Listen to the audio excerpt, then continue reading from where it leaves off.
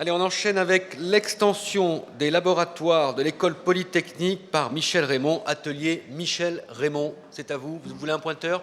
Je le dis, vous pouvez enlever les micros, hein, parce que tout à l'heure Jean-Patrice Calory, il était complètement courbé, donc vous pouvez faire ce que vous voulez. Hein. Ben, je vais le prendre parce que sinon je vais me pencher. Voilà. Donc je vais vous présenter voilà, le projet de l'extension. C'est un projet très simple, c'est un projet d'extension. L'école existe déjà avec son histoire. Donc je rappelle l'équipe parce qu'un projet c'est toujours beaucoup de monde qui travaille. C'est pas seulement un architecte qui fait son projet. Voilà. Je suis pas très habitué à cette histoire des 20 secondes. On va voir. Voilà. Donc la question, c'est un bâtiment de 8000 m² et qui sera terminé fin 2015. Et qui est en chantier. C'est un des premiers bâtiments, je pense, du grand projet de Paris-Saclay, des premiers chantiers avec celui de Francis Solaire. Je vais attendre les images, parce que l'image d'après est assez importante pour moi. C'est l'image de l'époque de la construction en 1976, quand l'école polytechnique s'est installée en pleine campagne, comme ça. Elle a déménagé de Paris, 1976, Henri Potier, Grand Prix de Rome, qui avait construit le Val-de-Grâce aussi, et qui a fait cette école comme ça, complètement entourée de champs, entourée d'une clôture, protégée, quoi, comme une forteresse, avec un pavillon d'entrée, etc. Et l'établissement public arrive, et la façade polytechnique montre à ce moment-là son arrière, son côté, donc il va falloir l'englober. Donc ça, c'est le plan de Michel Desvignes et de l'urbaniste. Il fallait réaliser une image de l'ensemble de ces 300 mètres, un peu plus long que la façade du Palais Royal qui a été évoquée tout à l'heure, pour après construire deux petits morceaux à l'intérieur de 8000 m², donc deux morceaux de 60 mètres à l'intérieur de cette grande figure dont il était question de définir le schéma directeur. Cette grande figure, elle a trois particularités. D'abord, la particularité de fermer l'école polytechnique, lui faire une nouvelle façade, une façade urbaine, la façade sur la ville. Voilà les deux petits morceaux qu'on va construire en rouge.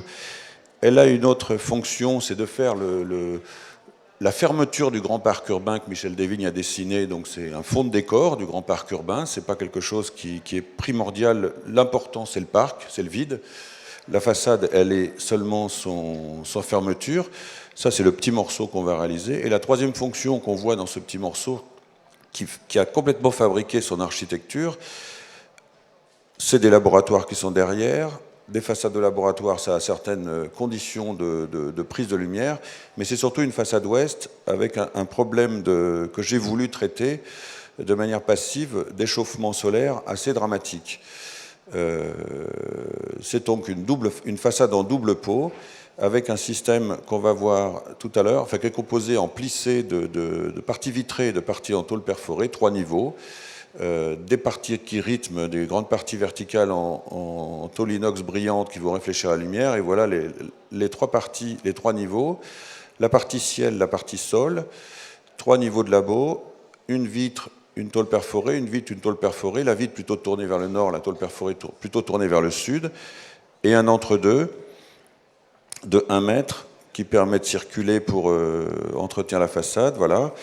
Et surtout, chaque espace de chaque niveau est autonome en circulation d'air pour, ça a été étudié avec le bureau d'études Elliott, pour faire un tampon thermique qui évite d'avoir recours pour l'intérieur des labos le plus possible à la climatisation. Une façade ouest, c'est forcément quelque chose de terrible, et c'était quelque chose forcément à résoudre. Et on voit les simulations thermiques qui résolvent cette question-là. Une façade ouest, c'est aussi quelque chose de magnifique, parce que c'est aussi un paysage sublime, et c'est un paysage sublime que cette façade moteur thermique, machine thermique, a donné au labo, ce qu'on va voir tout de suite, voilà. De l'intérieur des labos, malgré qu'on ait une double peau, c'est pas une façade, ce que j'appelle les façades burqa parfois, qui cachent complètement la vue sur l'extérieur quand on est à l'intérieur. C'est une façade où on voit dehors, ce sont des vraies fenêtres. On protège un peu le trop fort ensoleillement, c'est tout. Donc ça, c'est une image extrêmement simple, c'est un bâtiment très très simple. Voilà le plan avant l'intervention, un plan en peigne de laboratoire, ce qui a priori est très mal commode pour l'usage. Le programme de refermer le plan des laboratoires qui va arriver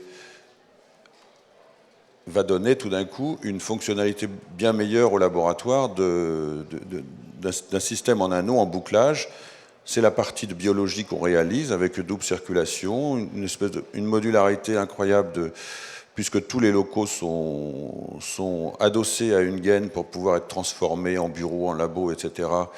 Un système très simple. On voit les éléments qui rythment le plan tous les 30 mètres, dont on voit un élément ici, avec au centre de cet élément une amenée de lumière violente et forte par un escalier en hélice, qui est vitré par une verrière de 10 mètres carrés au plafond, qui amène la lumière au cœur d'un bâtiment très épais. Le bâtiment très épais, c'est nécessaire pour faire des bons laboratoires, mais ça pose une question de lumière naturelle qu'on amène tous les 35 mètres assez généreusement à chacun de ces moments. Donc la façade plein ouest, qui va réfléchir les végétaux. Des végétaux, ça bouge, les bâtiments, ça bouge pas, sauf celui qu'on a vu tout à l'heure, la tour de la télé. Mais en général, un arbre, ça bouge, ça va être réfléchi, et puis surtout les lumières du soir et les lumières du couchant à travers les arbres qui vont être ennoblis, honorés, disons, par les matériaux du bâtiment. Donc un bâtiment qui a, en toute modestie, est un peu seulement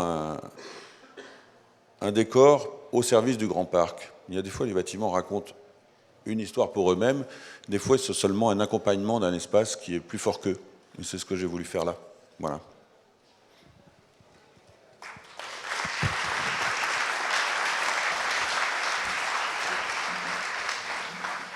Merci Michel Raymond. Je crois qu'il y a une photo pour vous aussi, hein, à moins que ce soit déjà fait. C'est déjà fait? Bon, c'est déjà fait.